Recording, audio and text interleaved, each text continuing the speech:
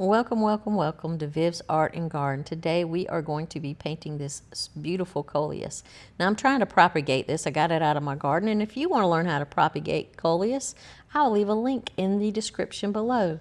But each little leaf is like a tiny little painting all of its own, and the colors are gorgeous. So we're going to go do this in my backyard sketchbook. That is the theme that we are doing in my Patreon. Sorry, I couldn't think of the name of it. The Patreon this month, we are doing a backyard sketchbook, sort of a nature journaling experience this month. Now, the first thing I'm going to do, I went ahead and sketched it out just to save time. And the first thing I am doing is I am laying down a watercolor wash. Now, I am not going to paint a full watercolor painting. I'm just putting down the basic colors of the plant. You know, the basic greens, the basic pink or rose, and then some of the cream. I am paying attention to color temperature though. Where I see that the leaves are a little bit warmer, I'm adding a little bit of yellow. Where I see that the leaves are a little bit cooler, I'm adding a little bit of blue to cool it down. And then I'm just popping in that cream color, which is just yellow ochre that I've watered way down. Now, I'm not trying to make a perfect watercolor painting, like I said. This is just a guide. But I am working from life today. And one of the reasons I enjoy working this way is because our eyes can see so much more than a camera can capture. A camera, it'll flatten out the colors, and it has a tendency to simplify values. But when you're actually looking at the real plant, then you will be able to notice subtle shifts in the temperature of the color, tiny color changes, reflected light, and just the little details that make the subject come alive. People sometimes ask me why I don't just use the colored pencil all by itself. The biggest reason is that watercolor solves one of the challenges that colored pencil artists often run into. When you're working on white paper with colored pencil, tiny bits of the paper texture, especially since I'm using watercolor paper or watercolor sketchbook in this case, it'll show through. That texture will show through, and even after several layers, those little white specks can remain, and I just don't like the way it looks. It makes the areas look slightly grainy or splotchy. So by beginning with a watercolor wash, I'm already tinting the paper underneath. So now instead of the little white dots peeking through, the paper already has close to the color I want. At least it has that base layer to build on. It's a beautiful, beautiful foundation. So I'm not trying to create a finished watercolor painting. Like I said, I'm simply establishing basic colors, large shapes, and some of the overall value relationships or warm and cool relationships. So just like think of it as creating a roadmap for your colored pencils to follow. Now, as I'm observing these leaves, I notice that some have beautiful wine reds and purples that gradually blend into the greens around the edges. And on this Coleus, there is just a little splash of cream around the edges. Coleus is such a wonderful subject because no two leaves are exactly alike. Some are almost symmetrical, while others twist and curl in unexpected ways. And I think that variety keeps things interesting. Now, I really love these leaves because they have like little scalloped edges, and I just love that. I don't know why, but it just tickles me to see those scalloped edges. And I just think, if I didn't say this already, that the variety just keeps the painting interesting. So during the watercolor stage, I do not try to overwork it since I know I'm about to do colored pencil over it. I don't worry about making every edge perfect, and you shouldn't either. That watercolor, like I said, is just giving me a little bit of a head start. And then once everything is dry, it's time for my favorite part, the colored pencils. And I've already started on this leaf, as you can see, and I am using Prismacolor pencils. And one of the biggest tips I can give you when working with colored pencil is to use a very light touch. It's tempting to press hard because you want that bold color right away. You are impatient. But you'll actually get a richer, smoother result if you build your colors slowly and gradually. I like to think of colored pencil as whispering to the paper instead of shouting at it. So light pressure allows you to create like a lot of transparent layers that blend beautifully together. And you'll probably notice that my pencil isn't making long strokes.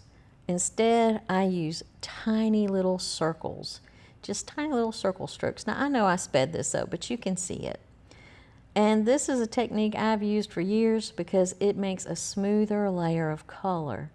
And those little circular motions reduce those visible pencil lines, which you know, they can look a little ugly. And they do help everything blend together naturally.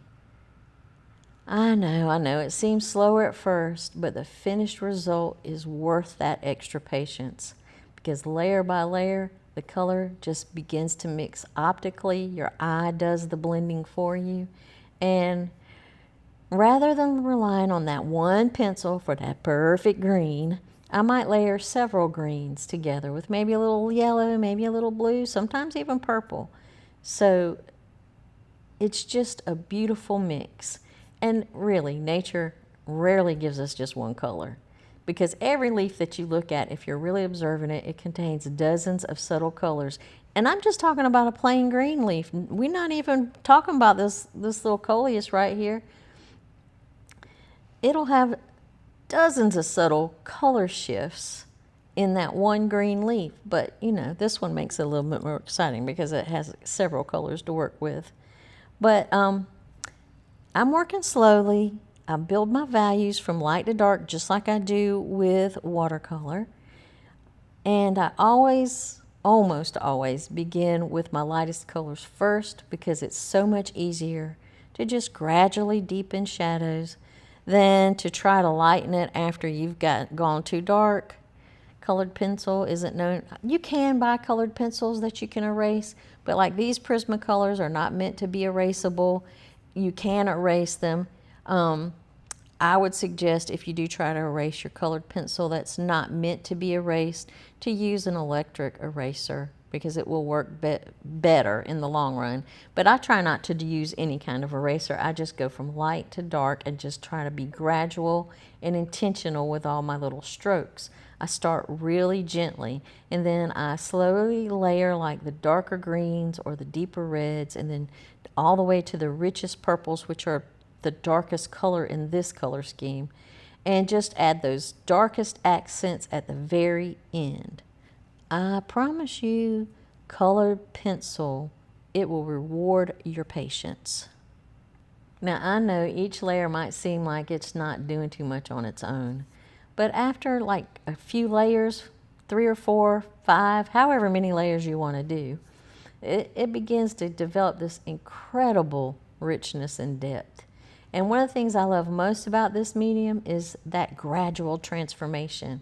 The drawing almost seems to come alive just a little at a time, but it's just beautiful. Now, as I'm refining these leaves, I'm paying close attention to the veins and the markings.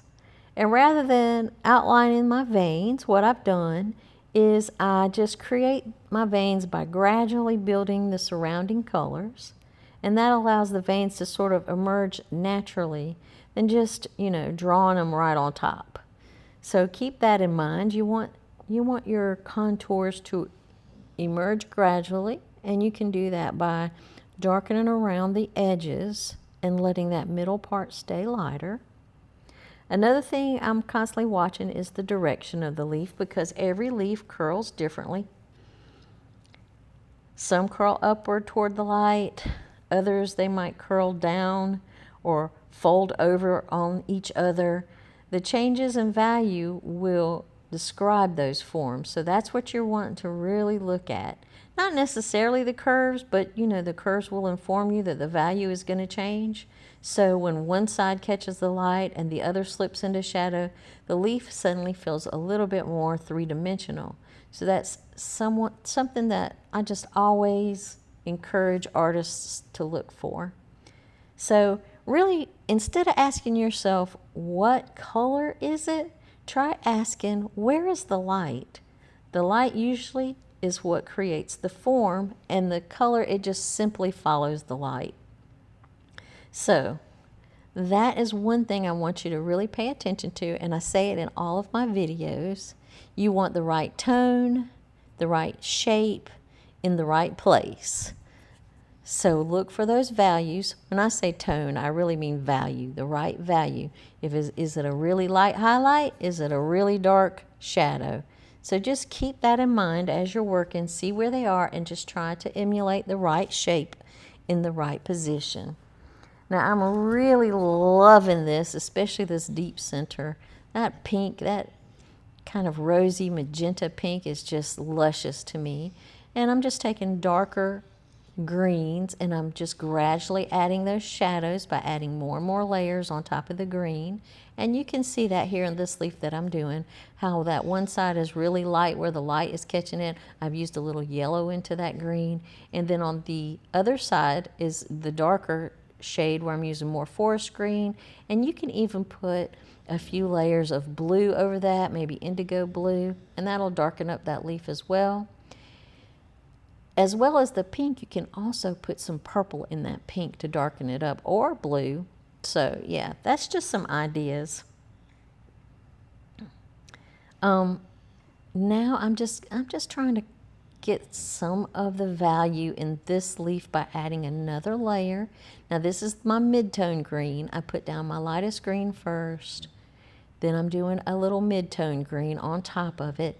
I'm leaving some of the areas paler because that's going to be where my highlights are. And then some of the little areas I'm going to go with a few extra layers of the green to darken it up. Now, as we get closer to finishing the piece, and oh yeah, let me just mention this, I also add a little yellow to warm up the leaf. Where that sun is hitting it, it's really warm, and so I just add a little layer of yellow, and you can see how it changes the color right away and the warmth. So yeah, and now I'm adding a little bit of the blue layer to darken that shadow. Just like I said, you can add a little blue or a little darker green, whatever you want. Now, as we get closer to finishing the piece, like I was saying, you might notice that I occasionally begin to use just a little more pressure with my pencils, and that's called burnishing. And all burnishing is simply means pressing harder with your colored pencil to blend the layers together and feel more of the paper texture. I like to use burnishing sparingly because if you burnish too early, you're going to fill up the tooth of the paper and you're not going to be able to layer as gradually, and it'll make your painting or your drawing, whatever you want to call it, look a little flat. So you want to save it for the very final stages. But it is one of those little techniques that can make a big difference. One of the things that I do hope this Patreon series that I've started helps people do is just slow down in this crazy world we got going on and notice the beauty around them. If you've been thinking about keeping a nature sketchbook, I hope this inspires you to start. You don't need expensive supplies and you don't need perfect drawings. Just pick something from your backyard or your park or a house plant on your windowsill or whatever, and every page will become a little memory of the season. If you'd like to paint this entire project with me from beginning to end, this video is just actually a shorter version of the full lesson available over on my Patreon. Inside the complete tutorial, I slow everything down and explain each step in much more detail, including color choices, layering process, and the decisions I'm making as the drawing develops. My paid Patreon membership begins at just $3 a month, and members also receive bonus goodies like supply lists, reference photos, traceable outlines, PDFs, exclusive tutorials, monthly sketchbook prompts, and our live painting sessions together. And if that sounds like something you'd enjoy, then I'd love to have you join our little creative community. No matter where you're watching from, thank you so much for spending part of your day with me. I know there are countless videos you could have clicked on, and I'm very grateful you chose to paint alongside me today. If you enjoyed this video, don't forget to give it a thumbs up and subscribe if you haven't already. It really helps support my channel and lets me continue creating more videos like this, and it means the world to me. So, until next time, I want you to keep creating, keep noticing the beauty around you, and remember that your inspiration is often growing just right outside your own back door. Now, happy painting, keep creating. I'll see you in the next video. So, thanks for watching again. Love you guys. Happy painting.